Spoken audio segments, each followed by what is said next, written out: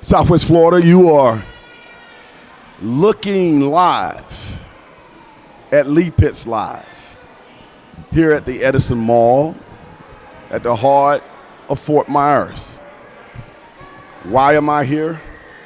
I'm here for one of the most important events of 2021. It's the Southwest Florida Black Expo, and it's happening right now in the Edison Mall. We got about 100 vendors who are distributed throughout these halls. We got workshops and seminars going on here. And it is a historic moment indeed for this area. Big shout out to Dee Marshawn. Many of y'all know her as Miss Diggs, who Altemia, who has a lot of stores here in this mall. Great hair care and beauty product, beauty consultant, and all that kind of stuff. Also has a school here and a beauty supply store. The Edison Mall is the granddaddy of them all in terms of the oldest in this area of a full mall with a ceiling and everything. Not a shopping strip, a mall. So let's get right to it. She needs very little introduction, the lady in the fro, one Crystal Johnson.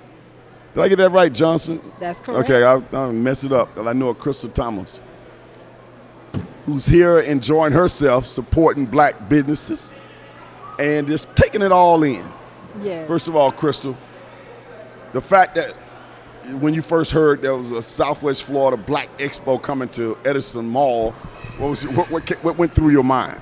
I was very excited. I was very excited to come out and show support and see what all we have to offer here in Lee County at the Edison Mall.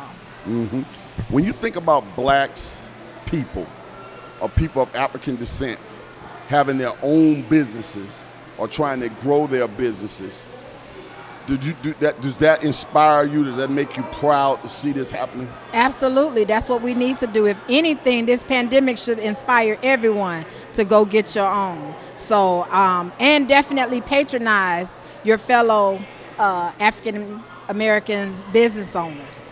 When you say that pandemic should inspire people, expound on that. This pandemic closed a lot of businesses down, and it's the small businesses that are still here, still pumping and trying to make it, and they need our support as a community, as you know, just as a whole. Pandemic was something. It is something to behold, isn't it? It is. It is. Now, when you're moving around this mall right now, you're stopping at some of the kiosks and chatting and buying things and all of that. Do you feel good spending your money with black people? Absolutely. I feel so good that I just purchased a shirt from Mr. Rick Johnson, who didn't have my size available right then, but I purchased it anyway because I trust that he's going to make sure I get my product. So, And also, you get an opportunity to support a black business. Absolutely. Now, the Edison Mall.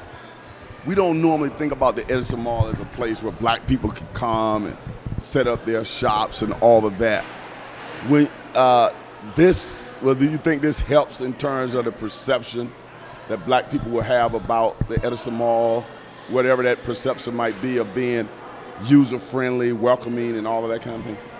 Oh, absolutely. This changes things, and I think you'll see a lot more of this happening because the overhead to actually be in the mall is probably not, I don't know for sure, but I'm just assuming it's not as inexpensive. You know, it would be a great expense to a small business. So for them to be opening their doors and allowing them to set up shop and welcome them, I think that's a working relationship starting to, a start.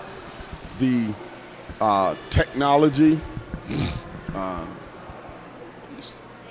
in terms of Amazon, in terms of businesses being able to do a lot of things in cyberspace now, that's putting a lot of pressure on malls and other stores around the country and being able to compete and keep that customer base and keep that revenue flowing. I know you talked to me about some of the things you've been reading and watching, and you were saying that you hope that we can continue to have a place like the Edison Mall in the area. Not that you're specifically talking about the Edison Mall, but it is a mall, and we are reading about the struggles that these big building businesses are having. Go ahead. Yes, I'm concerned about our mall. This is somewhere that I used to come and hang out as a teenager, and I still love to come here with my family. So William, if they open the go doors get that guy right there. Go ahead. To small businesses and they can keep this open, that would be this is definitely a essential business to me for people. We need this. We need to be able to come out and be amongst each other. Eventually they're going to be, hey, what do you know, this might end up being the Black Mall one day. You see those black malls all around the country? Yes. Huh? Right. Yes. Because this is the black dollar, the entrepreneur, the emerging businesses. Now these companies are going to have to learn how to attack these businesses, adapt to these businesses, and get these businesses to be a part of what they're doing as an emerging market as the market share starts to shrink. I'm starting to talk like a bank vice president, and but people know what I'm talking about. Right. So the pandemic has just exacerbated that, would you say? Absolutely. It's just we need this. That's all I can tell you. That's what I feel. It feels good to be here. I actually shop at the mall quite often, and I'm going to just tell you it's pretty busy today, and it's not Christmas. Right. Tell me about this T-shirt that you were telling me about, that you were, I think you were inspired by this movie or what have you. Talk about Yes, that T-shirt. I was inspired to create a T-shirt after watching American Skin by I can't remember his name. Spike either. Lee. But Spike Lee's associated with it. Yes, but when I watched that movie, it was really good and touching. But I knew the ending. A lot of people were surprised about the ending, but I knew it. And I would just tell you that I created a T-shirt that says I added Black American Skin, and when you see me walk by, it also says that we are privileged to coexist, but we are denied the right to live. And that's my personal feeling. It is not to offend anybody. That's just me wearing my feelings on my sleeve, so to speak. Now, you have not been shy. You have always been outspoken about your people, about your community. You keep a close eye on what's going on in politics, and certainly what's going on in the city of Fort Myers, and in particular in the Dunbar community. What's on your agenda? What do people need to be looking out for? I know you've talked about gentrification, the erosion of businesses in the community, the lack of interest in reserving people's homes and property in the history of Dunbar. This is your opportunity. Look in that camera and tell people what they need to be on top of, what meetings they need to be in. Come to city council meeting, get out the vote, do your thing right now. All of that. All of that. You need to do every bit of what Mr. Pitts just said.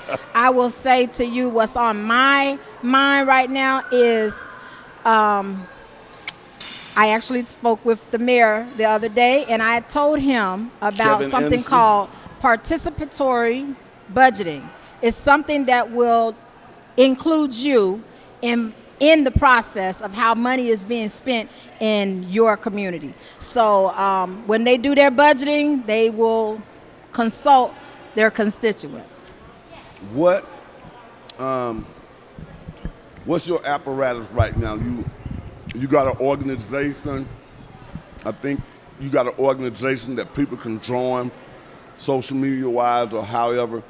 Community Forum, I think it is. Yes, I have a local nonprofit organization called Community Forum Foundation Incorporated, and yes, we are still here. We have not been meeting every week like we used to over at the Stars Complex, but I have not been told that I'm not welcome. It's just that during this pandemic, I needed to gain some focus and see how we were going to go about, making changes. All right. Well, it's good to get you on the show, and I can't let you leave the show without complimenting you on your hair. You know, always I have something to say about your beautiful natural coof. And keep wearing it and keep smiling and keep an eye on city government for us. And I'm going to say thank you, and I apologize because I've been talking to Mr. Pitts for quite some time, and congratulations on your award that you received the other night. I believe it was Humanitarian of the Year? Mm-hmm. Okay, so I thank you. Cape Coral Community Foundation, Lee County Honors. I accept that with humility, and thank you for the congratulations. Yes. And I'll leave it at that. I'm going to get a chance to talk to one of my friends. I've known him since he was in high school. Now he's a big-time doctor this and doctor that, but he's still find time to come on the show. So we're going to get him right over here in a minute from Southwest Florida Impact. You over there with Lee Ford, huh? All right. Crystal's always a pleasure. All right. Stay safe. Stay there for a minute. Okay.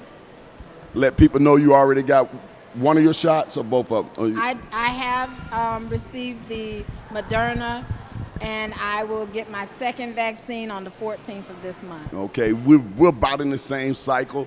I have received one of my Pfizers, and I should be getting my second one in about 20 days or so. So we encourage everybody to read up on it, make your own decision, but if you're going to try to get back to some type of normalcy, you got to get as healthy as possible and protect as many people as possible. We'll be right back.